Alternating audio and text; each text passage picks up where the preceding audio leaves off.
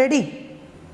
एकदम नए जोश के साथ, ठीक है, नए संकल्प के साथ हम लोग नया आज से सीरीज स्टार्ट कर रहे हैं। बस आप लोगों को यदि पूरी एम लक्ष्मीकांत पढ़नी हो, यदि आप लोग पूरा पॉलिटी घर बैठे फ्री में पढ़ना चाहते हैं तो आई विल हेल्प यू, मैं आपकी सहायता करूंगा। बस आप डेली सेशंस को देखते रहिए और बने रहिएगा हमारे साथ अंत तक।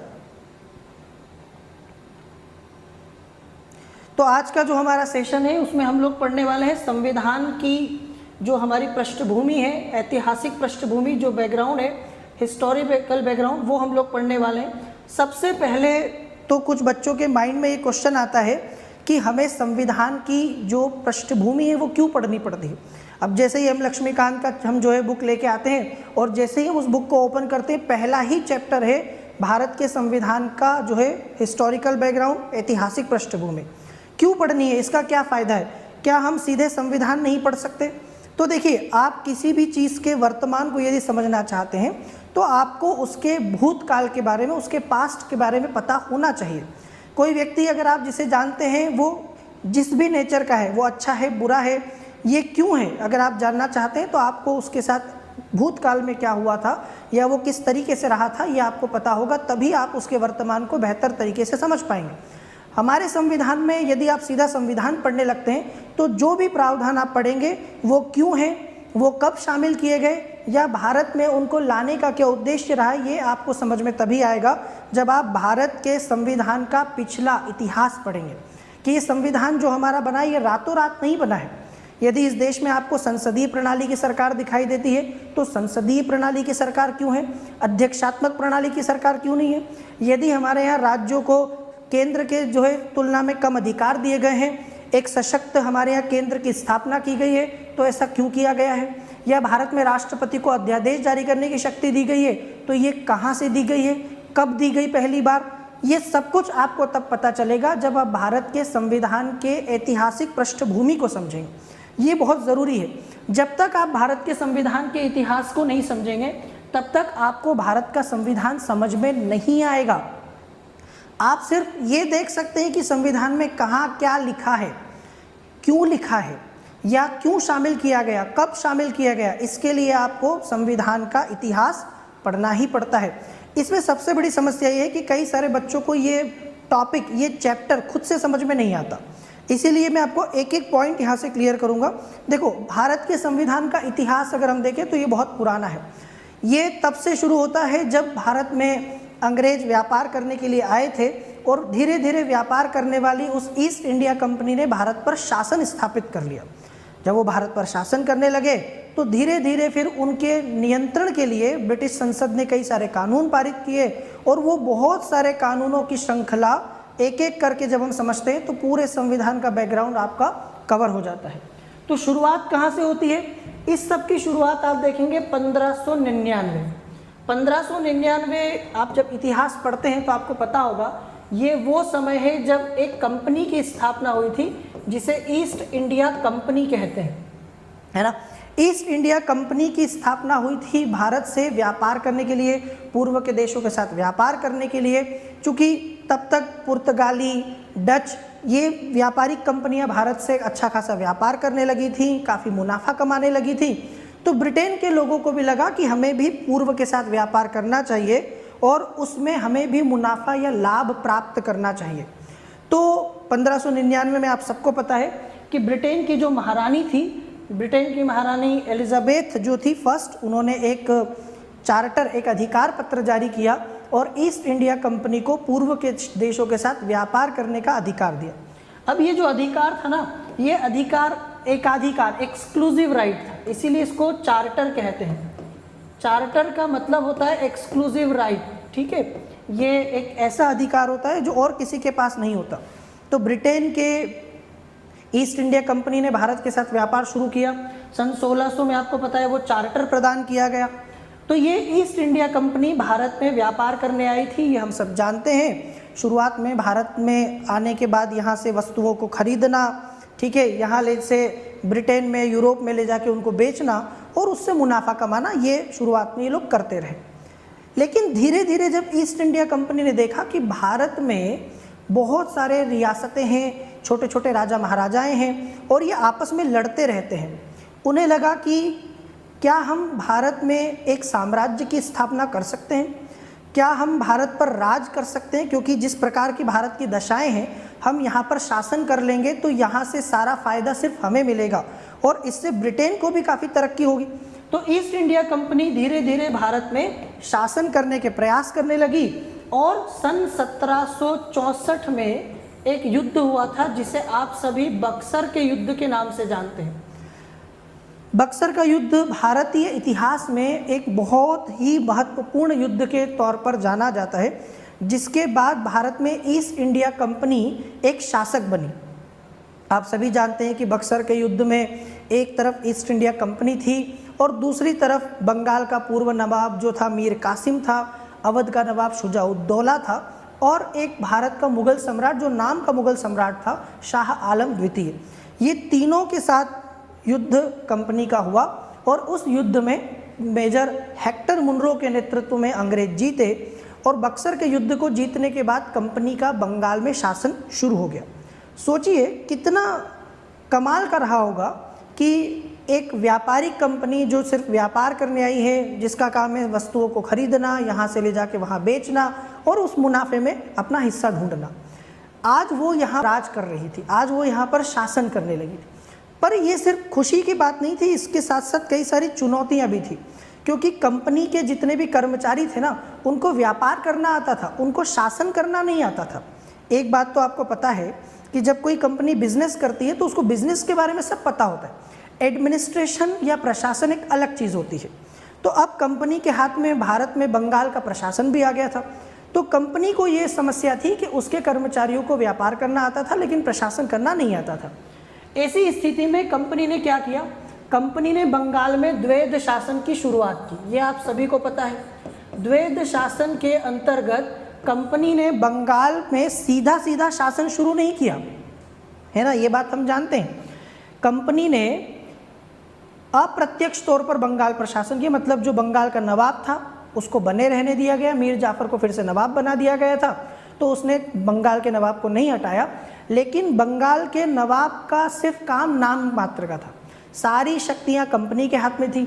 और इस युद्ध के बाद 1765 में एक संधि हुई थी, एक्चुअली दो संधि हुई थी, आपको पता होगा, जिसे इलाहाबाद की संधि कहते हैं। एक इलाहाबाद की संधि अवध के नवाब के साथ हुई थी शुजा-उद-दौला के साथ, और एक इलाहाबाद की संधि मुग़ल सम्राट के साथ में हुई थी शाह आलम द्वितीय के साथ। ये बात आपको पता है।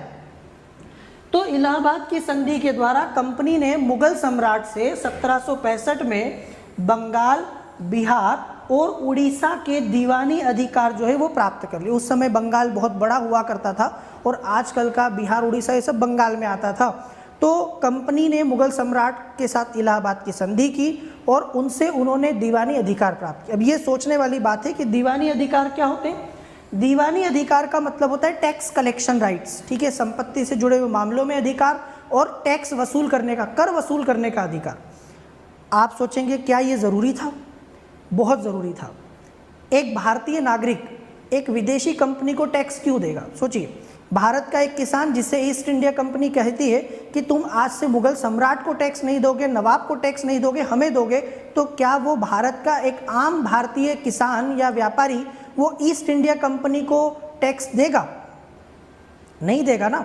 तो सीधी सी बात ये थी कि कंपनी को टैक्स लेने के अधिकार चाहिए थे और ये अधिकार उनको दिए मुग़ल सम्राट ने, ठीक है। मुग़ल सम्राट जो उस समय इस पूरे इलाके का मालिक माना जाता था, सम्राट माना जाता था, बादशाह माना जाता था, तो मुग़ल सम्राट ने चूँकि खुद ने ये अधिकार दिया था, इसलिए अब कंपनी के पास में दीवानी अधिकार आ चुके थे।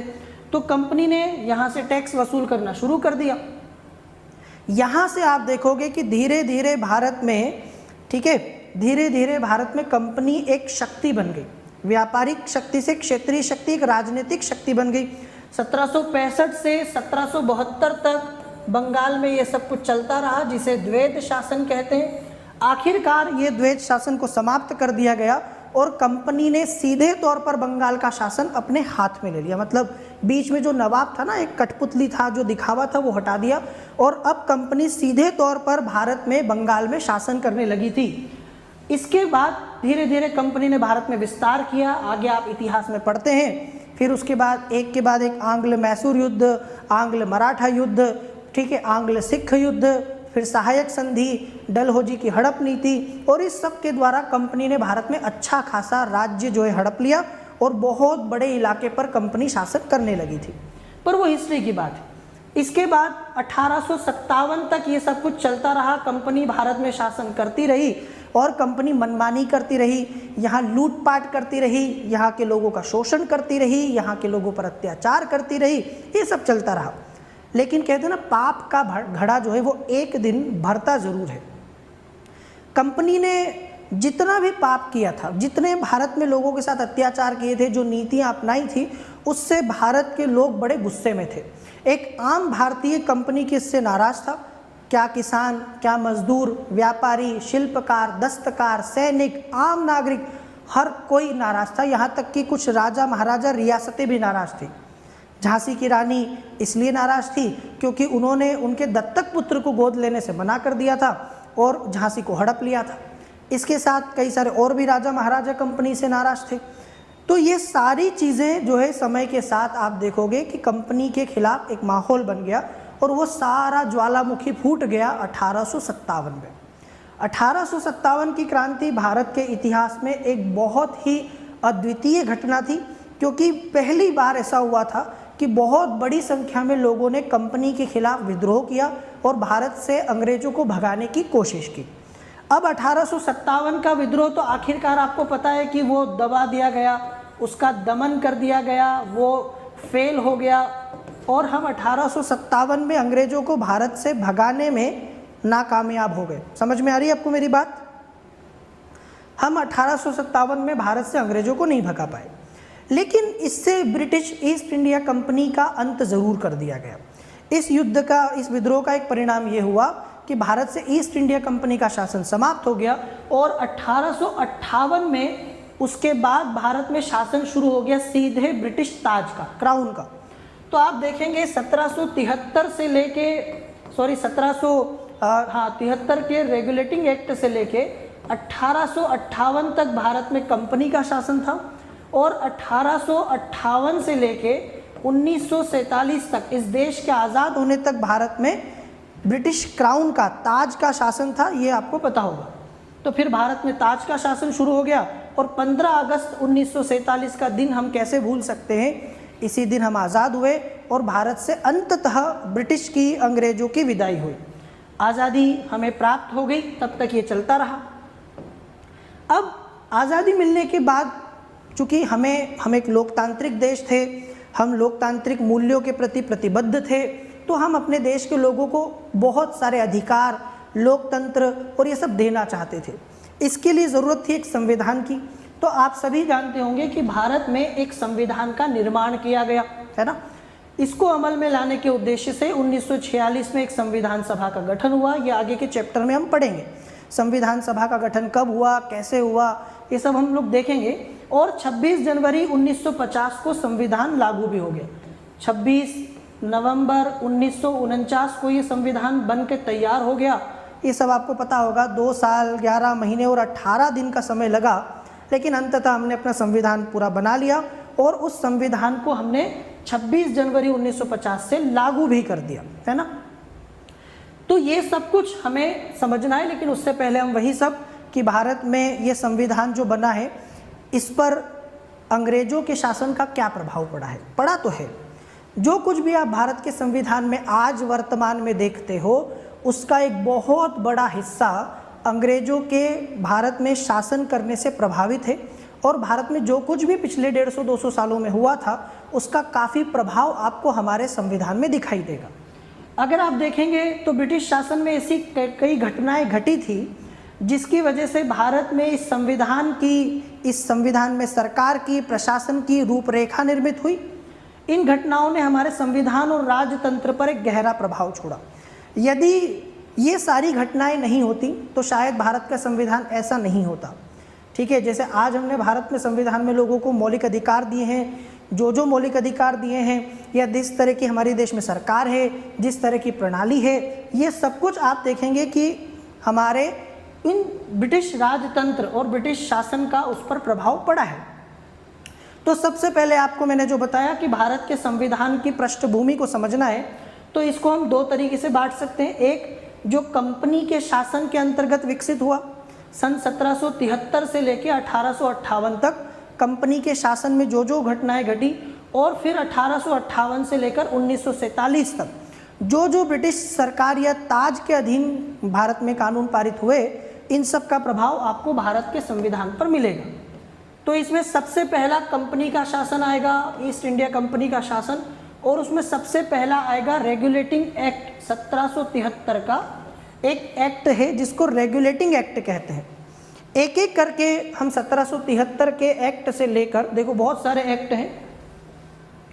सबसे पहला एक्ट आप पढ़ेंगे 1773 का, फिर इसके बाद में 1781 का एक्ट ऑफ सेटलमेंट, फिर 1784 का पीट्स ऑफ इंडिया एक्ट, फिर एक 1786 में, फिर 1793 में, 1813 में, 1833 में और 1853 में। ये जितने मैंने आपको यहाँ वर्ष लिखा है ना, एक एक करके, ये रिकॉर्डेड क्लास नहीं है, ये लाइव क्लास है ना। आप लोगों को अगर कोई भी क्वेश्चन हो बीच में, अगर आप पूछना चाहते हैं, नहीं समझ में आ रहा है, तो आप बीच में क्वेश्चन यहाँ पर कमेंट में पूछ लीजिएगा, और अगर मुझे लगा कि आपका वो क्वेश्चन सही है, आपके उस क्वेश्चन का आंसर दिया जाना चाहिए, है ना, तो मैं डेफिनेटली आपके क्वेश्चन का आंसर दूंगा, अगर वो आपके इस टॉपिक से जुड़ा हुआ होगा, है ना। तो अब ज़रा ध्यान से इधर देखो, इतने सारे एक्ट हमारे यहाँ पर पास हुए हैं, और इन सारे एक्ट को हम लोग पढ़ेंगे कंपनी के शासन के अधीन, बाद में फिर ताज के शासन में और भी एक्ट है। तो पहला एक्ट है 1773 का रेगुलेटिंग एक्ट। अब ये एक्ट समझने से पहले आप ये समझो कि ये एक्ट लाया क्यों गया, इस एक्ट में क्या है वो बाद में समझना। जब आप किताब पढ़ते हो ना, तो पुस्तक में आपको सीधा सीधा 1773 के रेगुलेटिंग एक्ट की विशेषताएं मिल जाएंगी जो यहाँ भी दिख रही होंगी, लेकिन हमारा पहला मकसद होना चाहिए ये जानना कि ये एक्ट लाया क्यों गया था, क्योंकि कोई भी चीज़ दुनिया में बिना कारण के नहीं होती। हर चीज़ के पीछे एक कारण होता है, हर चीज़ के पीछे एक रीज़न होता है। क्या रीज़न था भाई 1773 का रेगुलेटिंग एक्ट क्यों लाया गया वो समझो। सबसे पहले तो क्या हुआ, 1764 में जो बक्सर का युद्ध हुआ था, वो जीतने के बाद मैंने आपसे कहा कि कंपनी बहुत शक्तिशाली हो गई और कंपनी भारत में एक प्रकार से राजनीतिक ताकत बन गई। अभी तक, ठीक है, अभी तक मैं आपको बताऊं कि जो कंपनी के कर्मचारी थे, जो भारत के राजा महाराजाओं के सामने हाथ पैर जोड़ते थे, गिड़गिड़ाते थे, अपने लिए कई सारी सहूलियतों की, अधिकारों की और छूट की डिमांड करते थे, अब वो रातों रात मालिक बन गए। समझो इस बात को। कभी कभी कहते ना कि उड़ के लग गई। अगर किसी व्यक्ति को जो अयोग्य है और उसको अगर कोई चीज़ मिल जाती है तो वो उसको संभाल नहीं पाता, वो पागल हो जाता है। या आप देखेंगे कि किसी को बिना मेहनत की कोई चीज़ मिल जाए तो वो उसकी कद्र नहीं समझता, वैल्यू नहीं समझता। ऐसा ही कुछ हुआ कंपनी के कर्मचारियों के साथ भी। कंपनी व्यापारी बन गई, कंपनी मालिक बन गई, ठीक है। तो कंपनी के पास में बहुत सारी शक्ति आ गई। अब कंपनी के कर्मचारियों ने मनमानी करना शुरू कर दिया। कंपनी के कर्मचारियों ने इस सब का फ़ायदा अपने व्यक्तिगत हित में उठाना शुरू कर दिया। मतलब उन्होंने भारत में लोगों से रिश्वत लेना शुरू कर दिया। लोगों के काम करने के लिए, लोगों की बातें मानने के लिए वो उनसे रिश्वत लिया करते थे। फिर ये कंपनी के कर्मचारी जो कंपनी के लिए व्यापार करने आए थे, ये खुद का व्यापार करने लगे, अपना निजी व्यापार करने लगे और ये खूब सारा पैसा कमाने लगे। मतलब ये लोग मालामाल होने लगे। हमें ऐसा लगता है कि बक्सर के युद्ध के बाद भारत में जब कंपनी का शासन शुरू हुआ तो कंपनी तो मालामाल हो गई होगी, कंपनी के पास तो बहुत सारा पैसा आ गया होगा, पर ऐसा नहीं हुआ। कंपनी घाटे में चली गई, कंपनी के ऊपर कर्ज चढ़ गया, कंपनी को नुकसान होने लगा। ये बड़ी विचित्र सी बात है।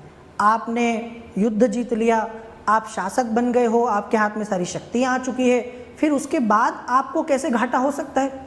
तो घाटा इसलिए हुआ क्योंकि कंपनी के कर्मचारियों, कहते हैं ना, जिस थाली में खाना उसी में छेद करने वाली बात है। ठीक है, आपने एक कहावत सुनी होगी कि जिस थाली में हम खाते हैं उसमें छेद नहीं करना चाहिए। एक प्रकार से कंपनी के कर्मचारी यही कर रहे थे। कंपनी के कर्मचारी कंपनी से वेतन भी ले रहे हैं, सैलरी ले रहे हैं और दूसरी तरफ कंपनी के कर्मचारी अपना व्यापार भी कर रहे हैं, मतलब दो तरफा आय, डबल इनकम। एक इनकम कंपनी से हो रही है और दूसरी इनकम अपना व्यापार करने से हो रही है। तो कंपनी के कर्मचारियों को तो जो है फायदा हो रहा है, कंपनी के कर्मचारी माला माल हो गए, उनके पास खूब सारा धन आ गया। लेकिन कंपनी जो है ना वो घाटे पे चली गई, वो इनको सैलरी दे रही है और बदले में कंपनी को आय भी नहीं हो रही। तो ब्रिटिश ईस्ट इंडिया कंपनी ने ब्रिटेन की सरकार को ये रिक्वेस्ट की कि आप हमारे कर्मचारियों पर नियंत्रण स्थापित करिए, आप हमारे कर्मचारियों को रेगुलेट कीजिए। यदि ऐसा नहीं हुआ तो बहुत जल्दी भारत से बोरिया बिस्तर बंद जाएगा और हम जो है वो ब्रिटेन वापस आ जाएंगे, कंपनी बंद हो जाएगी। तो ब्रिटेन की सरकार ने ईस्ट इंडिया कंपनी के रिक्वेस्ट पर ब्रिटेन की संसद में एक कानून पारित किया और उस कानून का नाम है रेगुलेटिंग एक्ट 1773।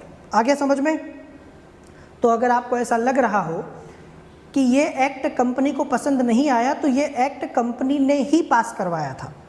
तो ये 1773 का रेगुलेटिंग एक्ट था। इसका बहुत संवैधानिक महत्व है, क्योंकि भारत में ईस्ट इंडिया कंपनी के कामों को नियमित करने और नियंत्रित करने की दिशा में ब्रिटेन की सरकार के द्वारा उठाया गया ये पहला कदम था।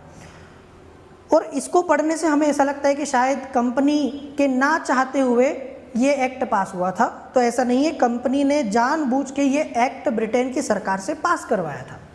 तो कंपनी के कार्यों को अब ब्रिटेन की सरकार नियमित और नियंत्रित करेगी। कैसे करेगी? बताता हूँ कैसे करेगी। अब कंपनी जो कुछ भी करेगी भारत में, उसके लिए उसको ब्रिटेन की सरकार को बताना पड़ेगा।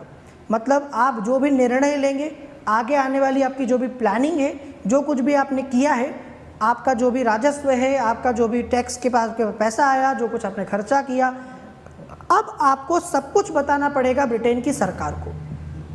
तो इसके लिए कौन बताएगा?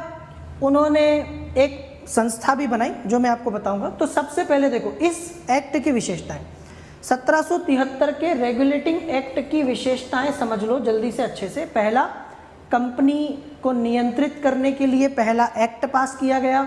पहली बार कंपनी के प्रशासनिक और राजनीतिक कार्यों को मान्यता मिल गई कि कंपनी जो कुछ भी कर रही है ना, राजनीतिक रूप से या प्रशासनिक रूप से या व्यापारिक रूप से, अब उन सारे कार्यों को मान्यता ब्रिटेन में मिल चुकी थी। फिर भारत में केंद्रीय प्रशासन की नींव रखी गई। ये कैसे हुआ वो मैं आपको बताता हूँ। भारत में केंद्रीय प्रशासन की नींव कैसे रखी गई और इस एक्ट की सारी विशेषताएं। सबसे पहले तो उस समय आपको थोड़ा सा भारत के बारे में समझना है कि भारत कैसा था। उस काल में हमारा जो देश था, हमारे देश में ब्रिटेन के कुल 3 केंद्र थे, मतलब 3 प्रेसिडेंसियाँ थी, या आप कह सकते हैं कि 3 बड़े इलाके थे जहाँ पर ब्रिटेन का शासन था या अंग्रेजों का राज चलता था। पहला केंद्र था उनका बम्बई, जो यहाँ आपको दिखाई देता है, ठीक है, ये पहला केंद्र है। दूसरा केंद्र उनका यहाँ था मद्रास, और तीसरा जो था वो यहाँ था बंगाल। अब आप सभी को पता है कि इतिहास में ये सब उनके पास कैसा आया था। बम्बई तो पुर्तगालियों के साथ जब शादी हुई थी तो दहेज में मिल गया था। मद्रास एक पट्टे पर लिया था, बाद में इसी को विकसित किया था। और बंगाल आप सभी जानते हैं कि वो 3 जो कलिकाता, सूतानाती और गोविंदपुर की जमींदारी ली गई थी और उसी को कलकत्ता के रूप में विकसित किया गया था। तो ये 3 जो है केंद्र थे, 3 प्रेसिडेंसियाँ थी जहाँ पर अंग्रेजों का शासन था या इनके केंद्र थे ये। और इन तीनों जगह जो प्रमुख आदमी था उसको बोलते थे गवर्नर। एक गवर्नर आपको बम्बई में मिल जाएगा, एक गवर्नर मद्रास में मिल जाएगा, और एक गवर्नर जो है वो कहाँ मिलेगा? बंगाल में मिलेगा।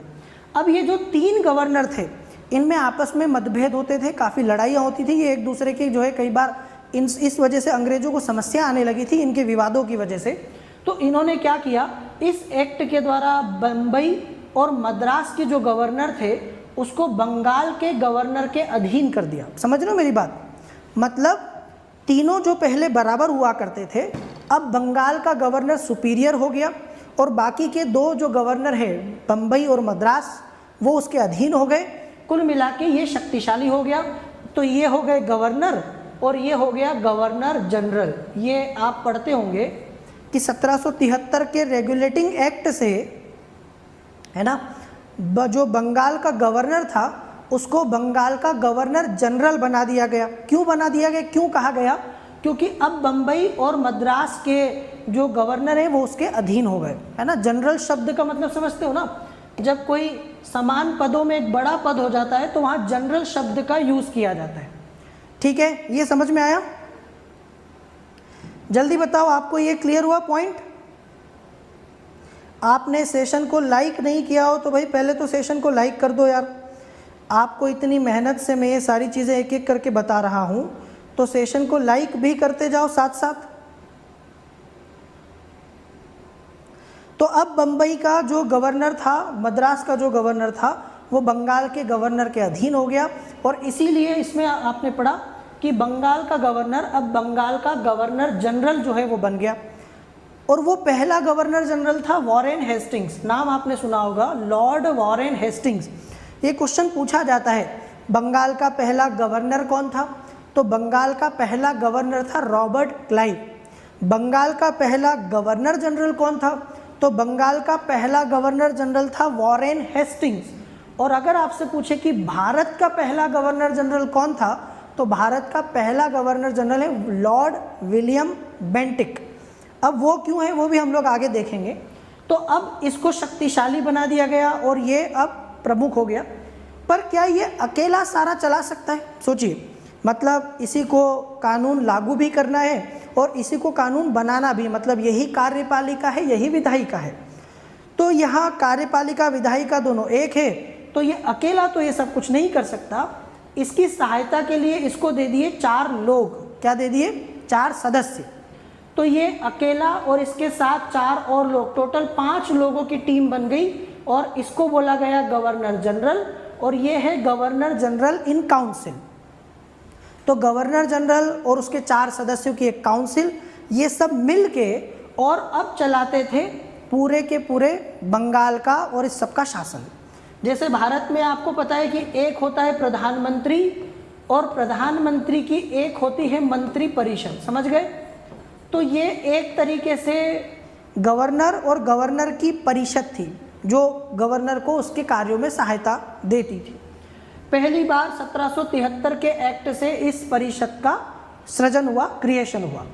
मद्रास और बम्बई के गवर्नर बेचारे अब वो इसके अधीन हो गए, अब वो इसके अंडर में आ गए और इसी के साथ उनकी शक्तियों में कमी आ गई। ठीक है, तो एक तरीके से आप बोल सकते हैं कि अब भारत में क्या हो गया, भारत में केंद्रीकरण की शुरुआत हुई। पूरी तरह से केंद्रीकरण नहीं हुआ, सेंट्रलाइजेशन की शुरुआत हो गई। इस अधिनियम में एक और प्रावधान था कि कलकत्ता में एक सुप्रीम कोर्ट बनाया जाएगा। तो 1774 में इन्होंने कलकत्ता में एक सुप्रीम कोर्ट की स्थापना भी कर दी। अब यदि आपको ऐसा लगता है कि ये वही सुप्रीम कोर्ट है जो भारत में आज काम कर रहा है, तो ऐसा नहीं है। ये सुप्रीम कोर्ट 1774 में बना, लेकिन इसको बाद में समाप्त भी कर दिया गया। हमारा जो वर्तमान सुप्रीम कोर्ट है ये 1935 के एक्ट से आया था, जो गवर्नमेंट ऑफ इंडिया एक्ट 1935 है। 1935 के एक्ट से इसकी स्थापना हुई थी फेडरल कोर्ट के तौर पर। ये सुप्रीम कोर्ट 1937 में बना है। ठीक है, तो यहाँ इन्होंने कलकत्ता में एक सुप्रीम कोर्ट बना दिया और सुप्रीम कोर्ट के मुख्य न्यायाधीश का नाम आप सबको पता होगा, उनका नाम था एलिजा इम्पे।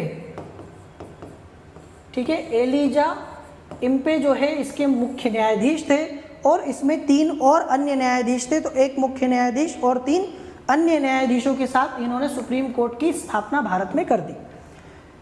फिर इस चीज़ के लिए, जिस चीज़ के लिए एक्ट पास हुआ था, सबसे महत्वपूर्ण वो यही है, क्या? कंपनी के कर्मचारी जो है मनमानी कर रहे थे, जो व्यापार कर रहे थे, जो करप्शन कर रहे थे, उस वजह से कंपनी को घाटा हो रहा था। इन पर लगाम कसने की ज़रूरत थी।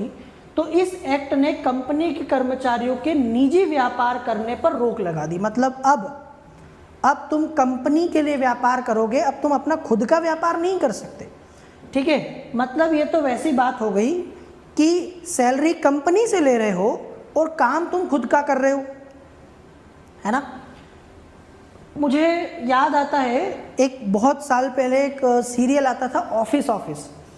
अगर आपने देखा हो, नहीं भी देखा हो तो मैं आपको बता दूं कि एक उस सीरियल में काफ़ी सारे लोग जो है सरकारी कर्मचारी जो है ऑफिस में काम करते थे अलग अलग प्रकार के, उसमें एक महिला भी होती थी और उस लेडी की खासियत ये थी कि वो ऑफिस टाइम में पूरे दिन घर का काम करती रहती थी। ठीक है, मतलब उसके घर की सब्जियां काटना, ठीक है, उसके घर के वो सिलाई का काम हो गया या जो भी काम उसके घर में पापड़ बनाने का काम, अचार बनाने का काम, वो सारा काम ऑफिस टाइम में करती थी। तो आप सोचिए कि अगर वो ऑफिस में घर का काम करेगी तो ऑफिस का काम कब करेगी, और दूसरी बात सैलरी वो ऑफिस से काम करने के लिए ले रही है। तो यहाँ वही हुआ कि कंपनी के कर्मचारी निजी व्यापार कर रहे थे और इससे कंपनी को घाटा हो रहा था। अब वो रोक लग गया, उस पर प्रतिबंध स्थापित हो गया। फिर ये जो भारत में लोगों से उपहार और रिश्वत ले रहे थे, एक प्रकार से उपहार भी रिश्वत ही होता है, तो यहाँ आपको बता दूं कि ये जो रिश्वत या उपहार लेते थे ना, ये भी बंद कर दिया कि अब आप रिश्वत नहीं ले सकते भारतीय लोगों से। फिर इस अधिनियम के द्वारा ब्रिटेन की सरकार ने एक कोर्ट ऑफ डायरेक्टर का गठन कर दिया। जैसा कि मैंने आपको बताया कि कंपनी जो कुछ भी करेगी वो अब कंपनी को बताना पड़ेगा ब्रिटेन की सरकार को, मतलब कंपनी से सवाल जवाब किए जा सकते हैं, कंपनी जवाबदेह हो गई है, लेकिन कौन बताएगा, तो वो था court of director. Court of director के नाम से एक संगठन बनाया और इस संगठन का काम था ब्रिटेन की सरकार को कंपनी के बारे में सारी सूचनाएं देना। जो कुछ भी पूछा जाए अब वो ब्रिटेन की सरकार को बताना पड़ेगा। तो यहाँ से आप देखोगे एक कोर्ट ऑफ डायरेक्टर भी आ गया। ठीक है, इस कोर्ट ऑफ डायरेक्टर का ये उत्तरदायित्व था कि ये भारत में कंपनी के राजस्व, नागरिक और सैन्य मामलों की जानकारी ब्रिटेन की सरकार को देगा, है ना। तो अब यहाँ कोर्ट ऑफ डायरेक्टर किसी बात को छुपा नहीं सकता था, उससे जो पूछा जाए उसे बताना पड़ता था, एक प्रकार से उत्तरदायित्व उसमें आ गया। हालांकि समय के साथ इसने भी कोऑपरेट नहीं किया और इसके बाद बोर्ड ऑफ कंट्रोल भी लाना पड़ा था। चलो ठीक है, ये हम लोग समझ गए। 1773 का रेगुलेटिंग, जल्दी से कमेंट करके मुझे बताओ, कमेंट करके बताओ सभी लोग कि 1773 का रेगुलेटिंग एक्ट समझ में आया कि नहीं। इन शॉर्ट, कंपनी पर नियंत्रण स्थापित करने के लिए ब्रिटेन की सरकार का पहला कदम, इस एक्ट के द्वारा कंपनी पर नियंत्रण स्थापित किया गया। तीसरा, इस एक्ट के द्वारा बंगाल के गवर्नर को बंगाल का गवर्नर जनरल बना दिया गया। बम्बई और मद्रास के गवर्नर की शक्तियां जो है वो काफ़ी हद तक उसको दे दी गई, वो उसके अधीन हो गए। हालांकि वो कानून बना सकते थे लेकिन फिर भी गवर्नर जनरल शक्तिशाली था। फिर कंपनी के कर्मचारियों के निजी व्यापार पर प्रतिबंध लगा दिया, रिश्वत लेने, उपहार लेने पर प्रतिबंध लगा दिया गया। इस एक्ट के द्वारा कलकत्ता में एक सुप्रीम कोर्ट की स्थापना हुई और इस एक्ट के द्वारा एक कोर्ट ऑफ डायरेक्टर नाम का संगठन बना जो कंपनी के सारे मामलों की जानकारी ब्रिटेन की सरकार को देने के लिए उत्तरदायी था। बहुत इजी है, कोई बहुत ज़्यादा परेशान होने की बात नहीं है। अब हम पढ़ेंगे इसके बाद अगला एक्ट जो आया वो आया 1781 का एक्ट ऑफ, जिसको जो है अमेंडिंग एक्ट कहते हैं। 1781 में एक एक्ट और पास करना पड़ा था। क्यों करना पड़ा था? ये इसलिए करना पड़ा था क्योंकि 1773 के एक्ट में कुछ कमियां रह गई थी, कुछ खामियां रह गई थी, तो इसको पास करना पड़ा। 1773 के एक्ट में मैंने अभी आपसे कहा कि कुछ कमियां रह गई थी, कुछ खामियां रह गई थी और उनको दूर करने के लिए ये एक्ट पास करना पड़ा। इस एक्ट में क्या किया गया, इसे अमेंडिंग एक्ट ऑफ 1781 या एक्ट ऑफ सेटलमेंट, जो कुछ कमी रह गई थी उनको सेटल करना था, तो इसको एक्ट ऑफ सेटलमेंट के नाम से भी जाना जाता है। अब आपसे क्वेश्चन कभी आ जाए एग्जाम में कि निम्नलिखित में से किस, ठीक है, अधिनियम को, ब्रिटिश संसद के किस अधिनियम को एक्ट ऑफ सेटलमेंट के नाम से जाना जाता है, बंदोबस्त कानून के नाम से जाना जाता है, तो वो यही है। अब इस कानून में क्या था खास, इस कानून ने गवर्नर जनरल और काउंसिल की जो शक्तियां थी, जो उनका था, उसको सर्वोच्च न्यायालय के क्षेत्राधिकार से बाहर कर दिया। अब एक कन्फ्यूजन हो गया था, एक तरफ गवर्नर जनरल, उसकी काउंसिल के पास भी अधिकार है और दूसरी तरफ आपने एक सुप्रीम कोर्ट भी बना दिया। तो अब सुप्रीम कोर्ट और गवर्नर जनरल और उसकी काउंसिल के बीच में थोड़ा सा टकराव होने लगा। दूसरी तरफ कंपनी के कर्मचारी भी कंफ्यूज, एक तरफ कंपनी के कर्मचारी गवर्नर जनरल के अधीन है और दूसरी तरफ कंपनी के कर्मचारी पर सुप्रीम कोर्ट का भी नियंत्रण आ गया है। तो ऐसे में इस कन्फ्यूज़न को दूर करना बहुत ज़रूरी था, तो इन्होंने एक्ट ऑफ सेटलमेंट पास किया और कंपनी के कर्मचारी और कंपनी के गवर्नर जनरल और उसकी काउंसिल को सुप्रीम कोर्ट के दायरे से बाहर कर दिया। मतलब आप खुल के अपना काम कर सकते हैं, जो चाहे वो कर सकते हैं और आपका सुप्रीम कोर्ट से कोई लेना देना नहीं होगा। तो इस तरीके से कंपनी के गवर्नर जनरल, उसकी काउंसिल को क्षेत्राधिकार के बाहर कर दिया गया। सुप्रीम कोर्ट के जो भी काम उन्होंने अपने पद पर रहते हुए किए, जैसे भारत में आपको पता है राष्ट्रपति और राज्यपालों को ऐसे अधिकार हैं कि पद पर रहते हुए जो काम वो करते हैं उसके लिए आप उनको न्यायालय में खड़ा नहीं कर सकते, इसके लिए आप उनको किसी तरह की कोई सज़ा नहीं दिलवा सकते। ठीक है, उसी प्रकार कंपनी के कर्मचारी और सेवकों को भी उनके काम के दौरान की गई कार्यवाहियों के लिए सुप्रीम कोर्ट के क्षेत्राधिकार से मुक्त कर दिया। अभी मैं आपको एक एग्जाम्पल देता हूँ कि मान लीजिए कि आप एक एम्बुलेंस के ड्राइवर हैं, आप एक एम्बुलेंस चलाते हैं और आपको कहीं पर ऐसा पता चलता है कि कोई व्यक्ति बहुत सीरियस है, क्रिटिकल है और तुरंत उसको अस्पताल लेना ज़रूरी है। आपको फ़ोन किया गया, आप अपनी एम्बुलेंस लेके गए और आपने उस व्यक्ति को एम्बुलेंस में डाला और आप उसे हॉस्पिटल लेके जा रहे हैं। अब उस व्यक्ति के पास समय बहुत कम है, ये बात आपको पता है, और आप बहुत तेज़ अपनी एम्बुलेंस चला रहे हैं। चलानी पड़ेगी, अगर आपको उसकी जान बचानी है तो वहाँ पर आप बहुत धीरे चला के तो एम्बुलेंस ले नहीं जा सकते। अब ऐसे में आप तेज़ एम्बुलेंस लेके जा रहे हैं और आपसे अचानक से कोई एक्सीडेंट हो जाता है, तो ऐसे में क्या आपको सज़ा होगी? बताइए। आपको ऐसे में थोड़ी सी राहत दी जाएगी क्योंकि आप अपना काम कर रहे थे और उस समय जो परिस्थिति की ये ज़रूरत थी कि आपको तेज़ गाड़ी चलानी ही थी, और अगर आप तेज़ नहीं चलाते तो शायद कोई व्यक्ति अपनी जान से हाथ धो बैठता, कोई व्यक्ति मर जाता। तो इसीलिए अगर आप अपने पद पर रहते हुए कोई काम करते हैं तो उसके लिए आपको न्यायपालिका में जिम्मेदार नहीं ठहरा सकते। ठीक है, तो इनको मुक्त कर दिया गया इस सब से। उसके बाद इस कानून में राजस्व संबंधी मामले और ये सबको भी सुप्रीम कोर्ट के क्षेत्राधिकार के बाहर कर दिया, क्योंकि कोर्ट ऑफ डायरेक्टर था, वो सारे मामले सरकार को वैसे ही बता रहा था। इस कानून के द्वारा कलकत्ता, जिसे आजकल कोलकाता कहते हैं, उनके सभी निवासियों को सुप्रीम कोर्ट के अधिकार क्षेत्र के अंतर्गत कर दिया गया। मतलब अब कलकत्ता में रहने वाले सारे लोग सुप्रीम कोर्ट के अधीन थे, मतलब अब इनके ऊपर सुप्रीम कोर्ट का क्षेत्राधिकार लागू होता था। ठीक है, इस कानून में यह भी व्यवस्था की गई कि जो मामले आएंगे उनका निपटारा धार्मिक आधार पर होगा। ज़रा मेरी बात ध्यान से सुनिएगा। वर्तमान में भारत में एक आईपीसी नाम का कानून आपको पता होगा, इंडियन पिनल कोड, भारतीय दंड संहिता। ठीक है, इसीलिए क्योंकि भारत में विधि के समक्ष समता वाला मामला लागू होता है। कोई भी व्यक्ति जो अपराध करता है, चाहे वो किसी भी धर्म का हो, किसी भी जाति का हो, उसके ऊपर एक जैसा कानून लागू होता है और एक जैसा दंड दिया जाता है। लेकिन जिस समय हम लोग अभी ये पढ़ रहे हैं, उस समय भारत में धर्म के आधार पर विवादों का निपटारा होता था। हिंदुओं का अगर मामला है तो वो हिंदू धर्म से जुड़े हुए ग्रंथों के आधार पर फैसला होता, जैसे मनुस्मृति या इस तरीके के जो हिंदू धार्मिक ग्रंथ हैं उनके आधार पर निर्णय होता था कि उनमें क्या लिखा हुआ है, या इस्लाम में शरीयत के आधार पर निर्णय होता था। तो इस अधिनियम ने इसको कंटिन्यू किया। न्यायालय ने हिंदुओं के लिए हिंदुओं के निजी कानून के हिसाब से और मुसलमानों के लिए उनके कानूनों के हिसाब से मामले चलने लगे। मतलब न्यायपालिका निर्णय देते समय ये देखेगी कि किस धर्म का मामला है और उस धर्म में क्या लिखा है, उसके हिसाब से मामला तय किया जाएगा। फिर इस कानून के द्वारा ये व्यवस्था भी की गई कि प्रांतीय न्यायालयों की अपील जो है वो गवर्नर जनरल और उसकी काउंसिल के पास होगी, न कि सुप्रीम कोर्ट के पास। अभी वर्तमान में हम लोग देखते हैं ना कि हाई कोर्ट के खिलाफ हम लोग सुप्रीम कोर्ट चले जाते हैं, तो ऐसा नहीं, आप हाई कोर्ट के खिलाफ सुप्रीम कोर्ट चले जाते हैं, लेकिन इस कानून में ये प्रावधान था कि अगर प्रांतीय न्यायालय जो थे, कोर्ट ऑफ सर्किट, उनके खिलाफ अगर अपील करनी हो तो गवर्नर जनरल के पास में होगी, सुप्रीम कोर्ट के पास में नहीं होगी। ये भी एक्ट ऑफ सेटलमेंट में था। फिर इसके साथ ये सारी चीज़ें हम लोगों ने देखी जो इम्पॉर्टेंट थी। अगला एक्ट बड़ा इम्पॉर्टेंट है और ये एक्ट है 1784 का, और इस एक्ट को भारत में पिट्स के इंडिया एक्ट के नाम से जानते हैं। अब पिट्स का एक्ट क्यों कहते हैं? पिट्स इंडिया एक्ट इसलिए कहा जाता है क्योंकि जिस समय ये एक्ट पास हुआ था उस समय ब्रिटेन के जो प्राइम मिनिस्टर थे उनका नाम था पिट्स, उनके पिताजी भी पीएम थे, तो इन्हें पिट्स द यंगर कहा जाता था।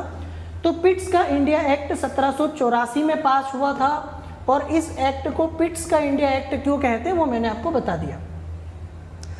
ये एक्ट भी बड़ा इंपॉर्टेंट था। दरअसल ये एक्ट इसलिए पास करना पड़ा क्योंकि ब्रिटेन की सरकार ने जो कोर्ट ऑफ डायरेक्टर, याद आया आपको कोर्ट ऑफ डायरेक्टर, जिस कोर्ट ऑफ डायरेक्टर को इन्होंने बनाया था इसलिए ताकि कंपनी के ऊपर नियंत्रण स्थापित हो सके, हर एक चीज़ के बारे में, कंपनी के बारे में उनको पता चल पाए, वो कोऑपरेट नहीं कर रहा था, वो ब्रिटेन की सरकार को मदद नहीं कर रहा था। उन्होंने कहा कोई बात नहीं, मत करो। उन्होंने एक और संगठन बना दिया।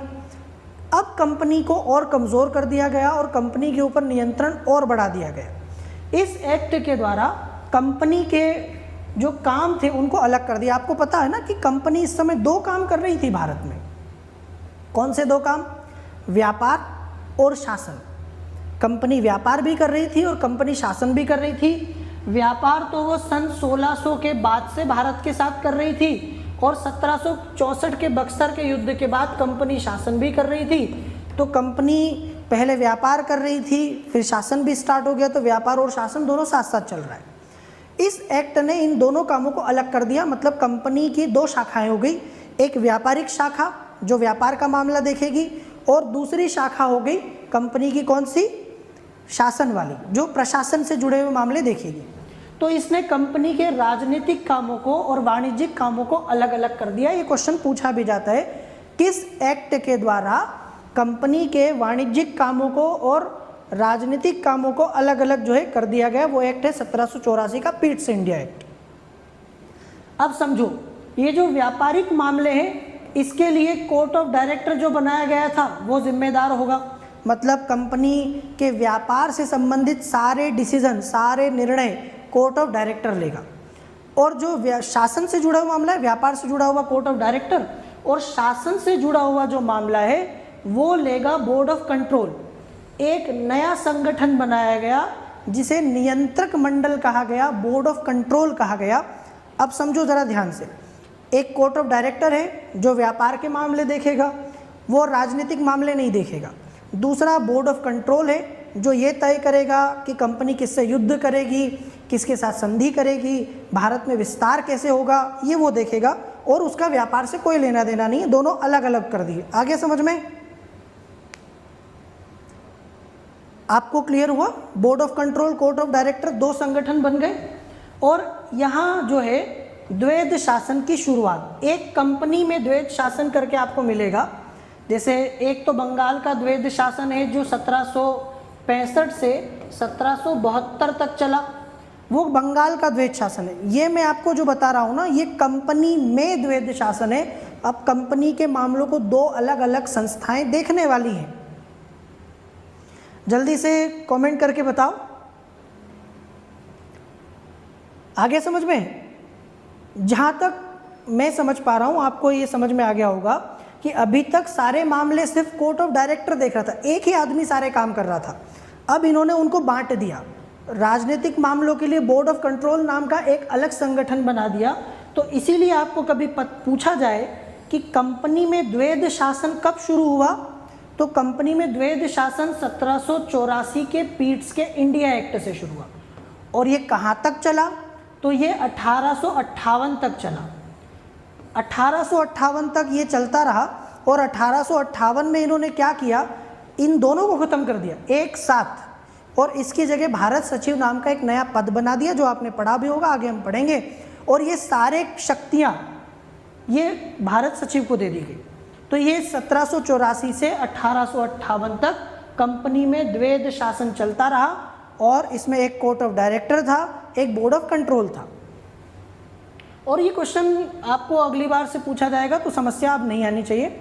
तो नियंत्रण बोर्ड को ये शक्ति थी कि भारत में सभी नागरिक, सैन्य मामले और राजस्व मामलों का अधीक्षण और नियंत्रण करे, और व्यापार का मामला कोर्ट ऑफ डायरेक्टर को देखना था। ये हो गया आपका इस अधिनियम का। अगला अधिनियम जो है वो है, इससे पहले एक चीज़ और यहाँ पर आपके काम की है। दरअसल 1784 के पीट्स के इंडिया एक्ट को सिर्फ इसलिए नहीं जाना जाता कि इसने द्वैध शासन की शुरुआत की कंपनी में, इसने बोर्ड ऑफ कंट्रोल और कोर्ट ऑफ डायरेक्टर दो संस्थाएं बनाई, नहीं, इसके अलावा एक काम की बात मैं आपको और बता रहा हूँ, अगर आपको नोट करना है तो नोट कर लो। दरअसल इस एक्ट को एक और ख़ास काम से जाना जाता है, और वो ये कि पहली बार ऐसा हुआ कि ब्रिटेन की संसद ने जो कुछ भी इलाका कंपनी ने भारत में जीता था, अब समझ रहे हो, मतलब जब से कंपनी ने भारत में शासन की शुरुआत की थी तब से लेके 1784 तक भारत में बंगाल वगैरह का जो भी इलाका इन्होंने जीता था, इस एक्ट के द्वारा घोषित किया गया कि कंपनी ने भारत में जो कुछ भी जीता है, अब कंपनी को तो लग रहा होगा कि ये हमारा है, ये कंपनी का नहीं है। ब्रिटेन की सरकार ने ये क्लियर कर दिया कि भाई तुम मेहमान हो चंद दिनों के, ये सारा के सारा क्षेत्र भारत में जो तुमने जीता है ये ब्रिटिश आधिपत्य का क्षेत्र है, मतलब ये तुम्हारा नहीं है, तुम तो मतलब किराएदार हो, जब चाहे तुम्हें लात मार के भगा सकते हैं, कंपनी को हटा के ये सारी की सारी चीज़ हम अपने हाथ में ले सकते। कभी आपने सोचा कि आखिर 1857 के विद्रोह के बाद रातों रात कंपनी को हटा के और भारत का शासन ब्रिटेन ने अपने हाथ में कैसे ले लिया? सोचा आपने कभी? क्या कभी आपने सोचा कि आखिर वो शक्ति ब्रिटेन की सरकार को कहाँ से मिली? क्योंकि ये तो गलत है, किसी की चीज़ आप कैसे छीन सकते हो? क्या आज भारत में कोई भी कंपनी को ले लो, प्राइवेट कंपनी को, और उसका जो बिज़नेस भारत से बाहर है, क्या भारत सरकार वो बिज़नेस रातों रात उसे छीन सकती है? क्या रातों रात उस कंपनी को ख़त्म करके वो सारा अपने हाथ में ले सकती है? ऐसा नहीं कर सकते आप। यहाँ तो संपत्ति का पहले मौलिक अधिकार हुआ करता था, आजकल एक साधारण जो है अनुच्छेद 300 का में संवैधानिक अधिकार है, तो ऐसे किसी की संपत्ति नहीं हड़प सकते आप। तो ज़रा सोचो कि कंपनी को ख़त्म करने की ये शक्ति सरकार को 1857 के बाद कहाँ से मिली? दरअसल ये चीज़ 1784 के पीट्स के इंडिया एक्ट में पहले ही क्लियर कर दी गई थी कि ये जो कुछ भी तुम्हारा है ना, ये तुम्हारा नहीं है, तुम तो सिर्फ केयर टेकर हो।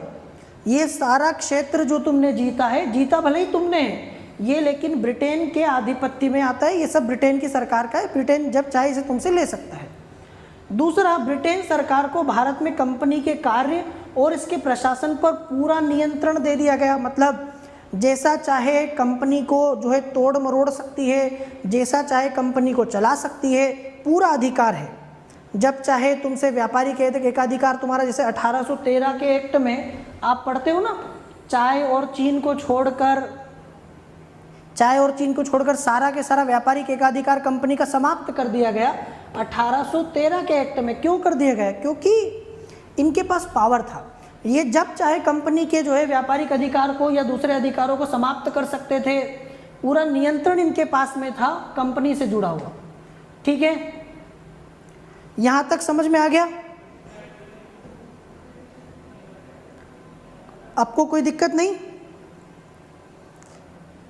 चलिए देखो, ये क्लास टाइमिंग में आपको नहीं बोल सकता कि डेली 12 बजे होगी, पर ये क्लास आज से शुरू हुई है, आज पहला सेशन है, इसी में हम लोग जो है ये लक्ष्मीकांत को करेंगे। और लक्ष्मीकांत का सेशन आपके लिए बड़ा महत्वपूर्ण है क्योंकि आपका पूरा पॉलिटी लगभग यहाँ से कवर हो जाता है। तो 1786 का जो एक्ट है वो अगला एक्ट है, और इस अधिनियम में कोई बहुत ज़्यादा महत्वपूर्ण तो नहीं है, लेकिन फिर भी जो है वो मैं आपको बता देता हूँ।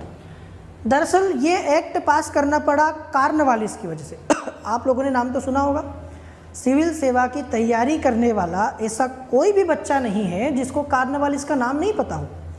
लॉर्ड कार्नवालिस वो व्यक्ति जो भारत में सिविल सेवा का जनक माना जाता है, फादर ऑफ सिविल सर्विसेज। ये वही व्यक्ति है जिसने भारत में नियमित पुलिस की शुरुआत की, एसपी जो है सुपरिंटेंडेंट ऑफ पुलिस का पद बनाया। कार्नवालिस को सिर्फ इसीलिए नहीं जाना जाता, कार्नवालिस भारत में सारे की सारी सेवाओं का यूरोपीकरण करने के लिए जाना जाता है।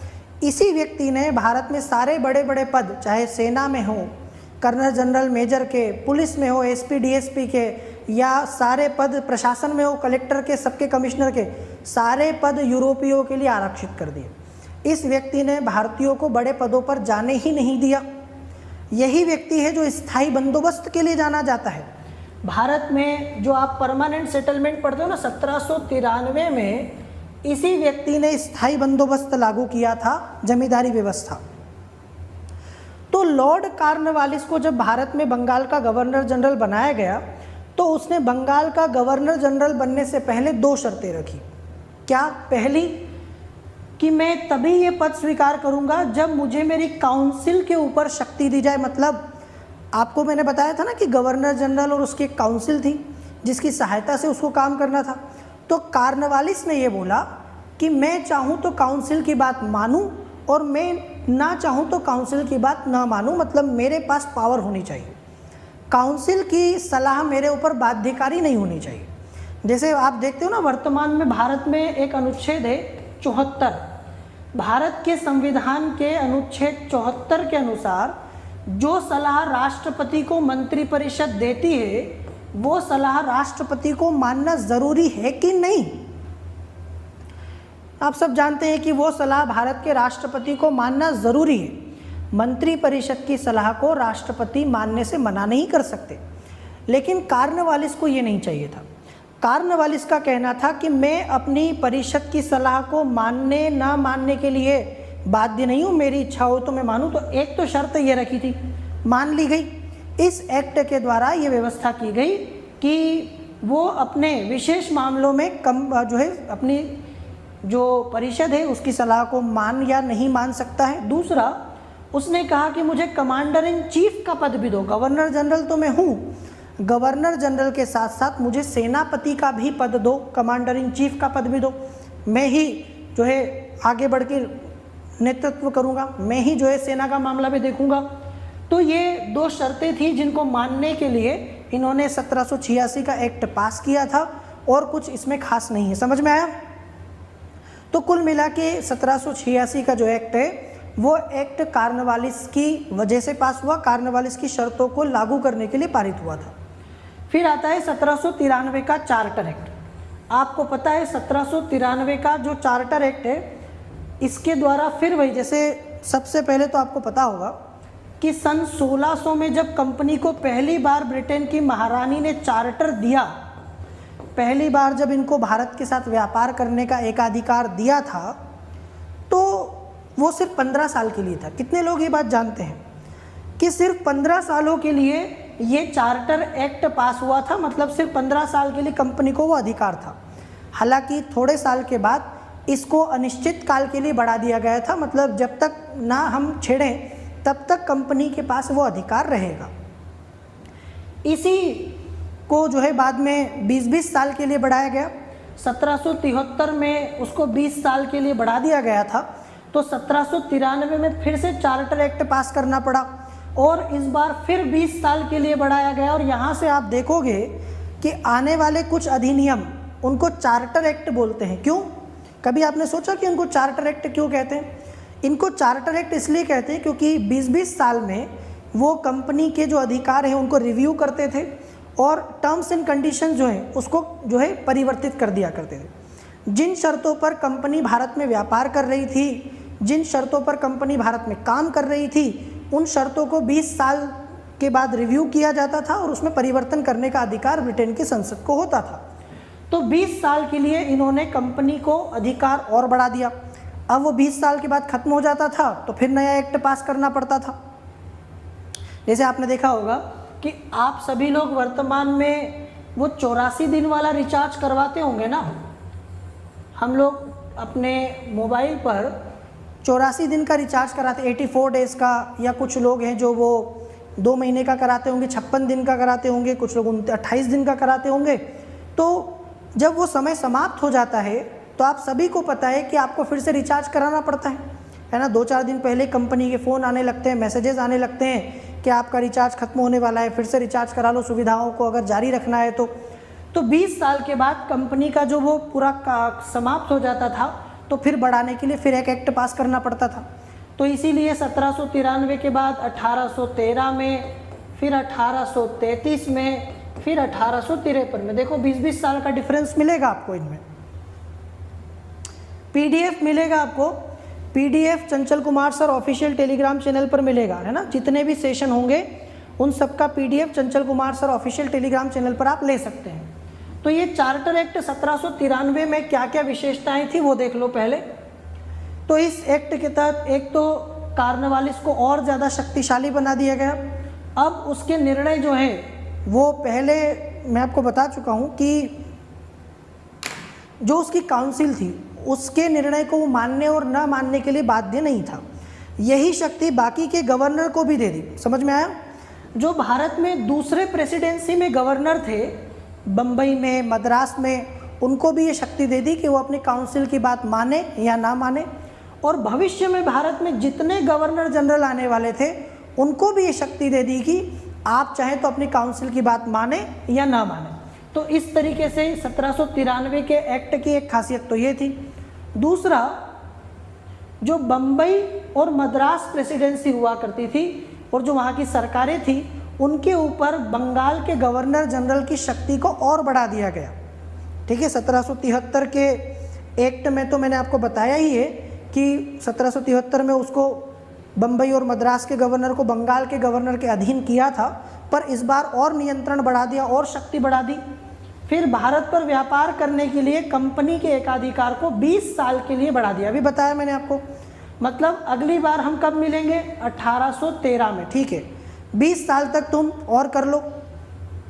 इसने व्यवस्था दी कि बोर्ड ऑफ कंट्रोल के सदस्य और उनके कर्मचारियों का जो वेतन है वो भारत के राजस्व से ही दिया जाएगा। मतलब ये लोग जो भारत से बाहर रह रहे हैं, ये लोग जो भारत से बाहर सारा पैसा खर्चा कर रहे हैं ब्रिटेन में, लंदन में, इनको सैलरी यहाँ से मिलेगी। यहाँ से आप देख सकते हो कि भारत की लूट भी शुरू हुई, आर्थिक शोषण हमारा शुरू हुआ। ये यहाँ से सैलरी के नाम पर, वेतन भत्तों के नाम पे, पेंशन के नाम पर पैसा वहाँ ले जाते और वो सारा पैसा अपने ऐशो आराम में ब्रिटेन में उड़ा देते थे।